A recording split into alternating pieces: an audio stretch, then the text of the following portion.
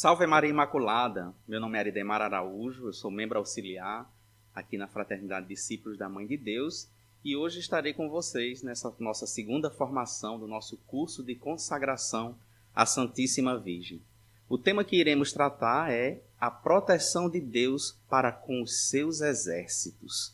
Quando a gente pensa nesse tema dos exércitos do Senhor, a gente logo remete as grandes batalhas, os grandes acontecimentos que estão relatados nos diversos livros do nosso Antigo Testamento.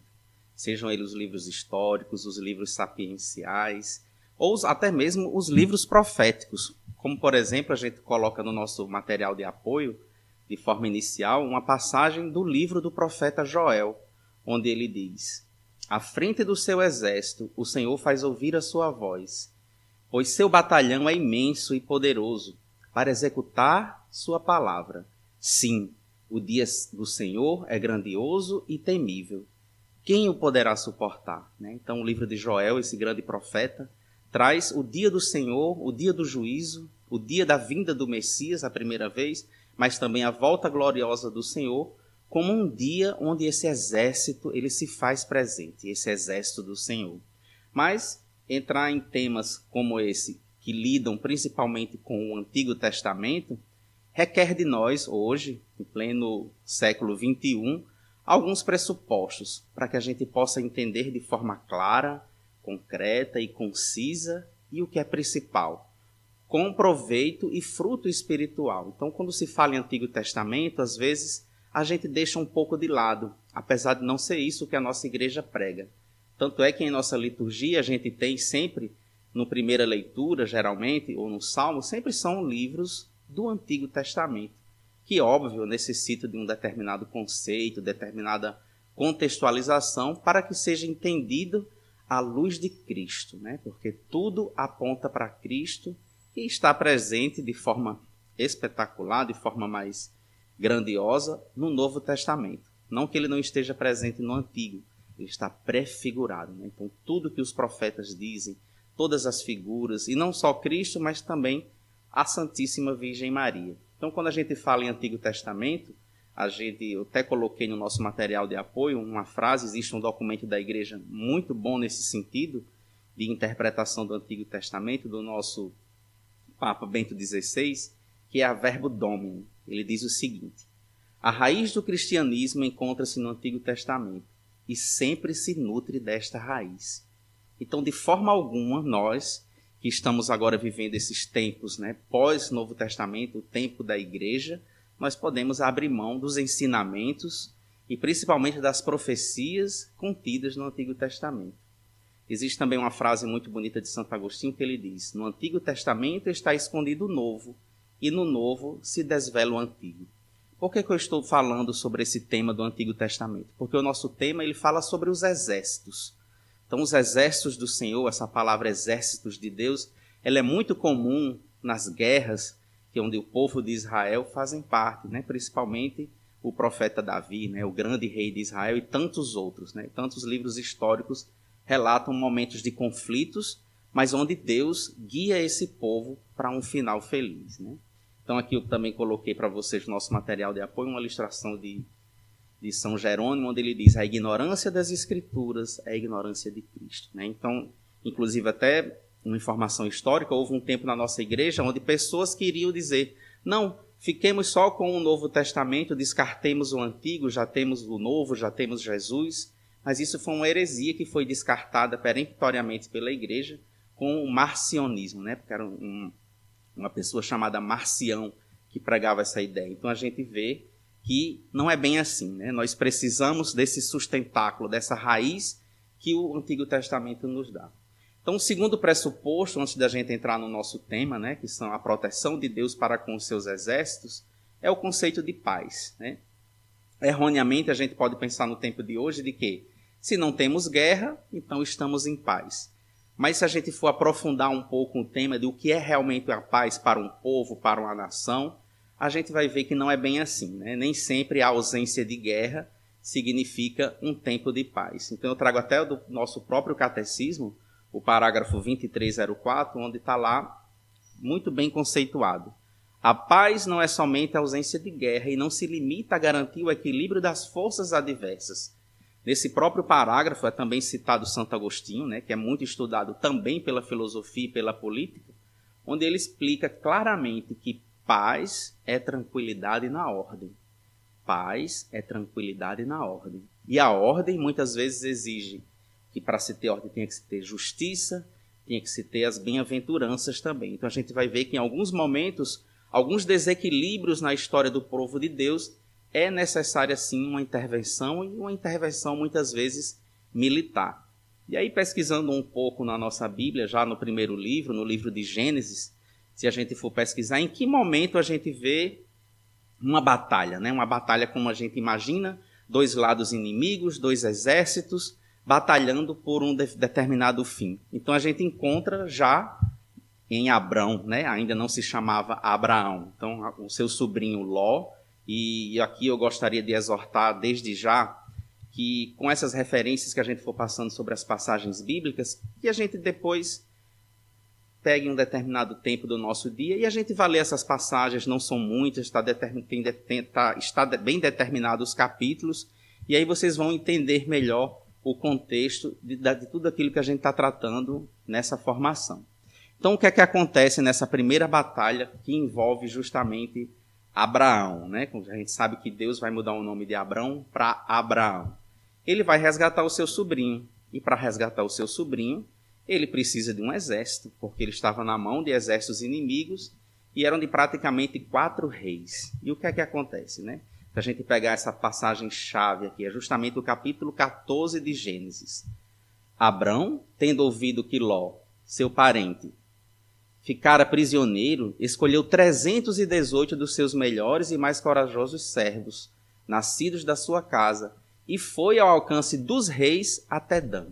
Então a gente vê essa necessidade já bélica nesses primeiros tempos do povo escolhido, né? A gente lembra-se bem que Abraão é o nosso pai da fé, né? A gente está muito acostumado com quando a liturgia diz o Deus de Abraão, de Isaac e de Jacó. Então o que é que acontece nessa batalha? Abraão vence, óbvio, porque do lado dele está o Senhor dos Exércitos. Mas acontece algo muito interessante. Na volta, Abraão ainda encontra-se com Melquisedeque, até essa imagem que a gente colocou para simbolizar. E é um fato tão importante que ele é citado até por Paulo no Novo Testamento, onde ele vai dizer: considerai, pois, como Melquisedeque era grande. Abraão, o patriarca, lhe deu o dízimo dos despojos. O que eram esses despojos, né? O que seriam esses despojos? Era tudo aquilo que o outro exército inimigo, que estava detendo não somente Ló, mas muitas outras mulheres, crianças e muitas outras pessoas, Abraão praticamente ele foi fazer o resgate do seu sobrinho e do seu povo e trouxe consigo os despojos da guerra. Então ele deu o dízimo para Melquisedeque, né? E só lembrando aqui, Melquisedeque traz a figura do sacerdócio de Cristo, né? A gente costuma muito ver no Novo Testamento: tu és sacerdote eternamente, segundo a ordem.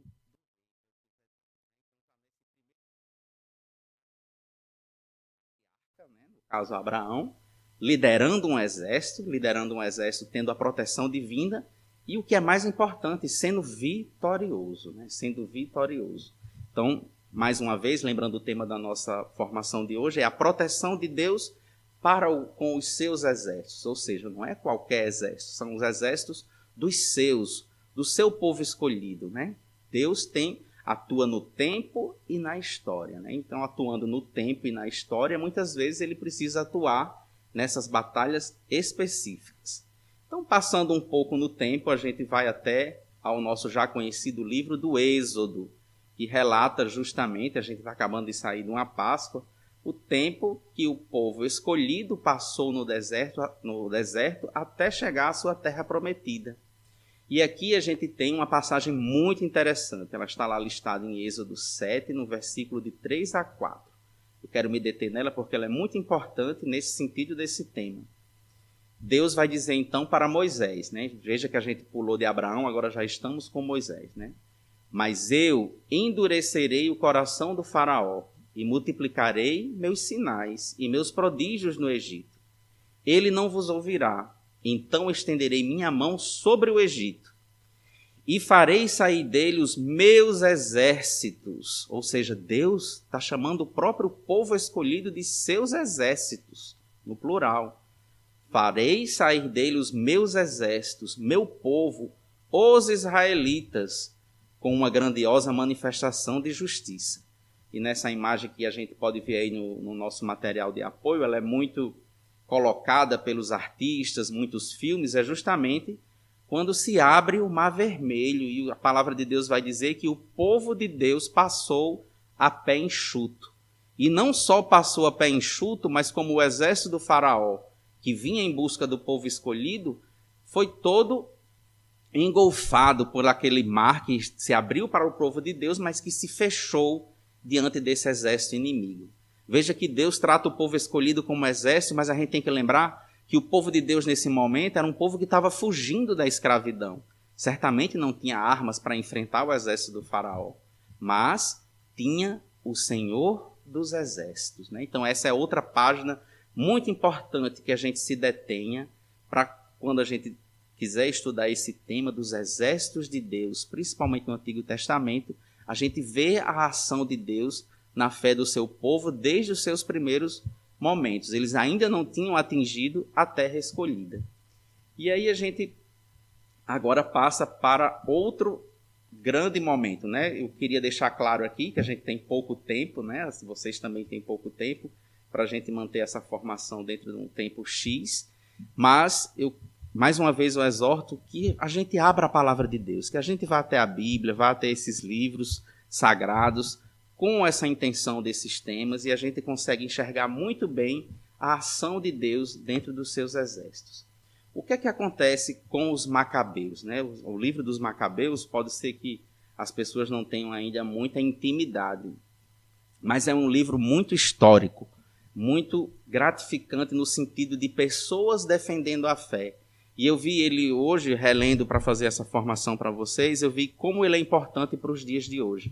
Resumindo, o que é que acontece, né? Existiu a figura de Alexandre o Grande, né, que é até estudado pela história. Então ele estava espalhando o seu império por outras terras, né, e chega até o Oriente. E aí os Seleucidas, que são o povo que estava dominando Israel naquela época, o imperador ele começa a endurecer o coração para com o povo de Israel. Endurecer em que sentido? Lá rasgar os livros sagrados, não permitir os costumes dos judeus, por exemplo, com relação à alimentação, que a gente sabe que eles tinham muitas restrições, a própria prática da circuncisão, e isso foi evoluindo até chegar à profanação do templo, né? Então, para o povo judeu, o povo do Antigo Testamento, nossos irmãos mais velhos na fé, o templo era o lugar da presença de Deus. Então, chega-se a um ponto até o templo ser profanado.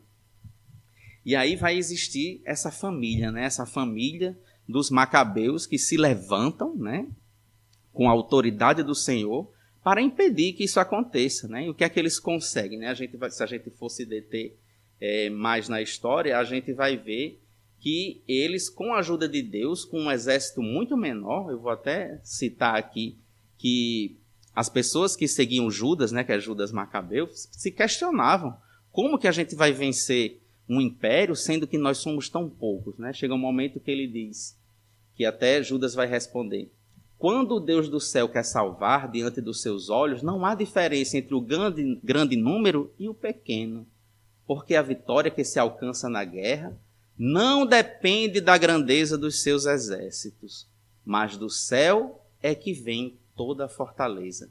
Eu penso que esse é o ensinamento chave quando a gente vai tratar essas grandes batalhas que acontecem no Antigo Testamento. É a fidelidade do seu povo, que não olha para aquela quantidade material que tem, se tem armas, se não tem, se tem um número de pessoas para batalhar ou não tem, mas olha a fidelidade e sabe que todo o poder vem de Deus. Uma mentalidade que o povo antigo, que a gente tem que entender também como pressuposto para esse tema, é que se um determinado povo ganhava uma batalha para outro povo, significava que o Deus daquele povo era maior. Por isso a importância do povo de Deus sempre sair vitorioso das suas batalhas. Vejam o exemplo do faraó. né? Veja o exemplo com todo aquele exército, mesmo depois daquele coração endurecido de todas aquelas pragas, continuou perseguindo o povo de Deus, e qual foi o fim deles?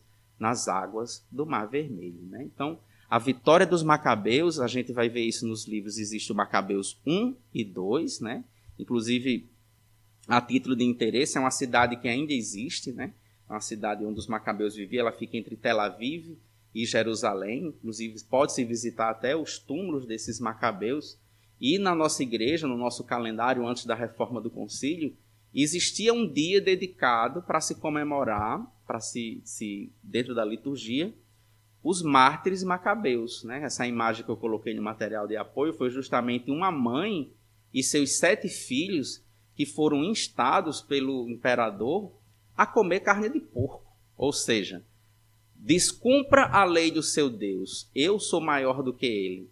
Mas essa família, essa mulher e esses filhos, eles resistiram até o fim. Isso é prefiguração de quê? Dos nossos mártires, que foi isso justamente o que o Império Romano vai fazer nos primeiros anos do cristianismo, né? Adorem os nossos deuses, senão lhe darei a morte. O que é que acontecia tanto no Coliseu, né? Os cristãos sendo entregados aos leões. Então, é uma prefiguração dos mártires. Então, é muito importante essa vitória, né? Os macabeus, eles vencem, eles restauram o templo, né? Restauram o culto, e esse momento é tão importante tanto para nós cristãos católicos como para judeus, que hoje no judaísmo existe uma festa anual, né? Que eles chamam a festa do Hanukkah, onde eles acendem a menorá, né? Com o óleo, porque houve um milagre, não está relatado nos livros dos macabeus, mas faz parte da história dos judeus, onde o óleo, que era para durar só um dia, ele durou 7 dias. Então é considerada a festa das luzes para os judeus. Então o livro de Macabeus nos traz também essa proteção divina e salutar e vitoriosa dos exércitos de Deus, quando é para lutar contra aqueles inimigos que estão profanando o templo, impedindo que aquelas pessoas vivessem a fé. E aí a gente pode pensar, será que isso está muito longe da nossa realidade? Eu diria que não. Nem geograficamente, nem no tempo, né?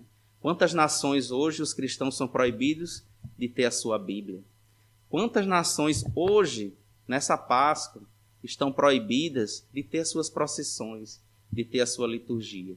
Então, olhar para a vitória dos macabeus é olhar também para nós, nesse momento da história e do tempo, que muitas vezes também seremos instados a lutar pela fé, a lutar pelo nosso tempo, a lutar pelo que é sagrado para nós, né?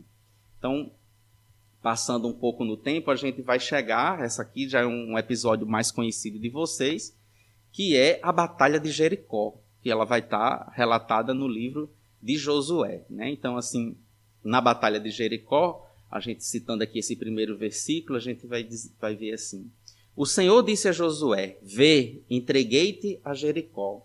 Entreguei-te, Jericó, seu rei e seus valentes guerreiros. Então está lá em Josué 6, versículo 2. E aí é citado também, essa é uma batalha onde as muralhas caem, porque o povo de Deus está em oração durante 7 dias, trazendo também a Arca da Aliança. Vejam que a Arca da Aliança nada mais é do que a figura da Virgem Maria.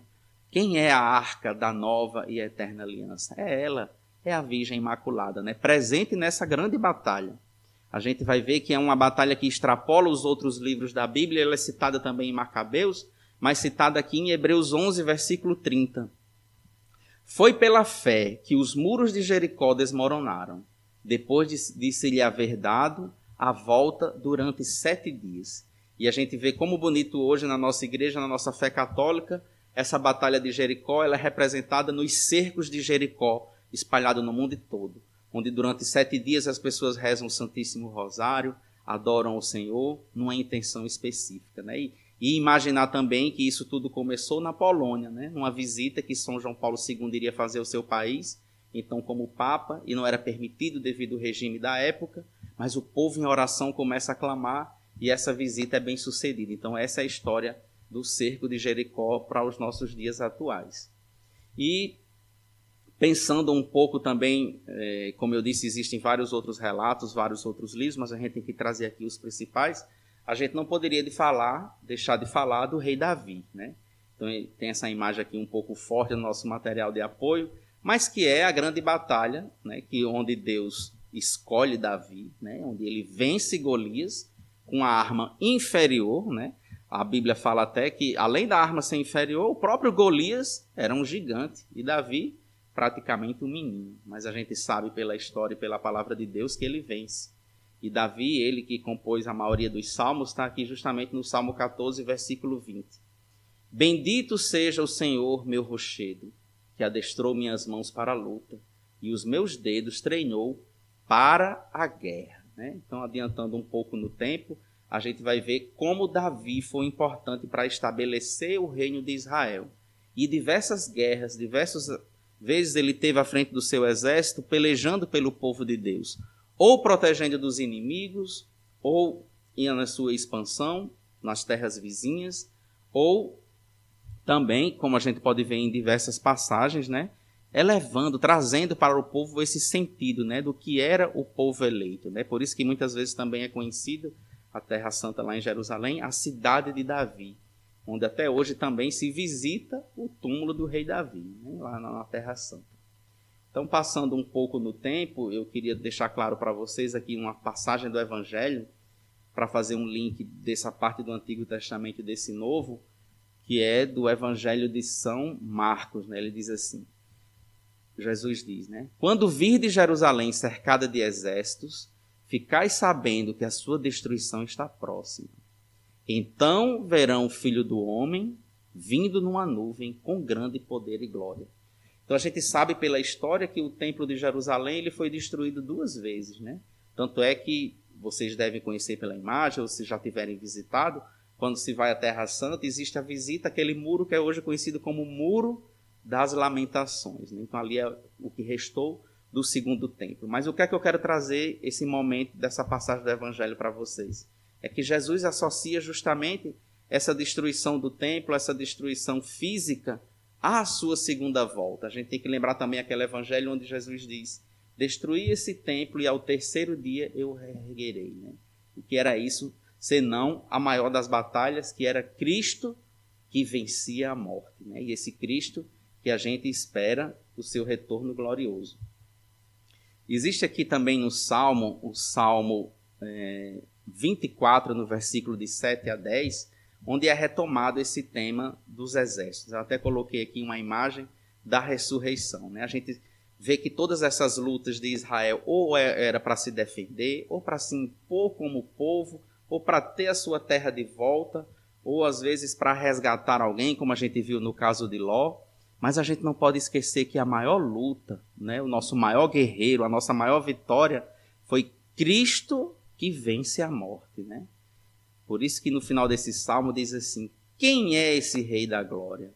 O Senhor dos Exércitos. Ele é o Rei da Glória. Né? Então, Cristo, ele personifica e traz para si toda essa grande vitória que todos esses exércitos tiveram ao longo de mais de 2000 anos, né, de todas essas páginas do Antigo Testamento. Ele trava a maior das lutas, aquela que nenhum maior general, nem Salomão, nem Davi conseguiu vencer, que é a morte. Né? Ele traz as chaves da vida e da morte. Né? E entrando um pouco para a nossa vida espiritual, eu queria citar essa frase de Jó, onde ele diz que a vida do homem sobre a terra é uma luta. Né? Todos conhecem o personagem Jó, sabem de como ele tanto sofreu, né? Pela sua fidelidade a Deus, sendo provado pelo inimigo de Deus e como ele saiu vencedor. Então, São João da Cruz, nessa outra citação, ele vai dizer quem é essa luta, né? Nós, como exércitos do povo de Deus, contra quem estamos lutando? Então, lutamos contra o mundo, contra o diabo e contra a carne. E aí a gente pode pensar, estaremos só nessa luta? Nós que queremos nos consagrar ao exército da Virgem Imaculada, nós que queremos fazer parte desse... Até o Cântico dos Cânticos vai dizer, quem é esta que avança como a aurora, formosa como a lua, brilhante como o sol, terrível como o exército em ordem de batalha? Esta é Maria Imaculada, a quem queremos nos consagrar. Terrível não para nós, porque ela é a nossa doce mãe, mas terrível para o inimigo de Deus. Tanto é que Montfort vai dizer claramente no tratado, a única inimizade que Deus criou no mundo foi entre Deus e a Santíssima Virgem. Isso a gente vê no que é conhecido como proto-evangelho, né? Porém, inimizade entre ti e a mulher, entre a tua descendência e a descendência dela. Né? Então, consagrar-se a Nossa Senhora, fazer parte desse exército, é estar em linha de batalha, associado aos céus, tendo essa mãe como general, né? Como general à frente dos planos divinos. Tanto é, a gente está aqui com a imagem de Nossa Senhora de Fátima, que Deus permite que a sua Santa Mãe, nesses últimos tempos, Montfort também vai dizer que isso é profético, que ela nesses últimos tempos deve brilhar em força, misericórdia e graça, que ela em suas aparições venha guiar a história do povo de Deus também. Nós que estamos aqui militando na igreja militante, né? Na aparição de Fátima, ela veio decisivamente atuar na história e no tempo. Né? Então, em quantas outras aparições também a nossa grande Mãe de Deus vem atuar. E ela, nessa imagem da Imaculada Conceição, a gente vê, já nasce vencedora. Porque a Imaculada Conceição é como se fosse esse esmagar de Satanás. Satanás não tem ação sobre a Santíssima Virgem, não tem poder algum sobre ela, porque ela é imaculada, em vista dos seus méritos de se tornar a mãe de Jesus Cristo. Então, meus irmãos, para finalizar, essa imagem final aqui, ela é retirada de um movimento da igreja que é considerada, chamado a Legião de Maria. Né? Então, é uma imagem muito icônica, porque ela mostra justamente Nossa Senhora como essa linha de batalha que fala o Cântico dos Cânticos. Né? E a gente vê, se a gente for dar um zoom na imagem, o exército de nós, os consagrados atrás, com o crucifixo e com o rosário, e essa grande general à frente, né, com seus estandartes.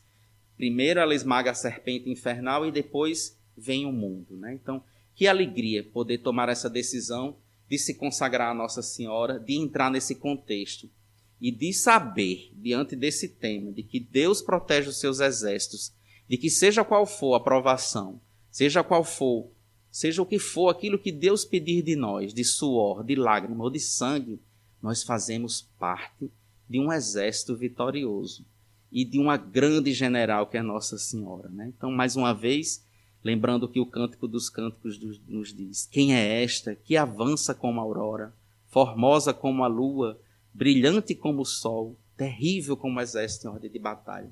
Então, que Nossa Senhora possa ser para nós, nessa consagração, nessa caminhada ou de renovação de consagração, essa general que esteja a nos guiar. Nós precisamos de liderança celeste. Né? São Paulo vai dizer que as nossas lutas não são contra os inimigos da terra, mas contra os espíritos malignos que nos rodeiam.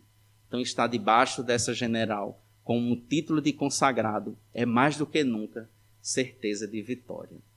Então, um grande abraço a todos vocês e nos veremos em outras formações. Salve Maria Imaculada!